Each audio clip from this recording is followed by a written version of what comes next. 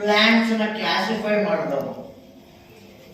Classification of plants into different families, ಯಾವ್ಯಾವ ಕುಟುಂಬಗಳಿಗೆ ಸೇರುತ್ತೆ ಅಂತ ಟ್ಯಾಕ್ಸಾನಮಿ ಅಂತ ಕರೀತಾರೆ. ಇದು ಮಾತಾಡದೇ ಇರೋ ವಿಷಯವಿಲ್ಲ. ಅರಿಸ್ಟಾಟಲ್ ನೋಡಿದ್ರೆ ಬಯಾಲಜಿ ಬಗ್ಗೆ ಬರ್ತಿದ್ದಾನೆ, ಲಾಜಿಕ್ ಬಗ್ಗೆ ಬರ್ತಿದ್ದಾನೆ, ಪೊಯಿಟಿಕ್ಸ್ ಬಗ್ಗೆ ಬರ್ತಿದ್ದಾನೆ, ಗೊತ್ತಾಯ್ತಾ? ಮತ್ತೆ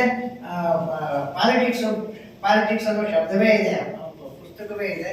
ಪೊಯಿಟಿಕ್ಸ್ ಸಿಕ್ಕಿಲ್ಲ ಪೂರ್ತಿಯಾಗಿ.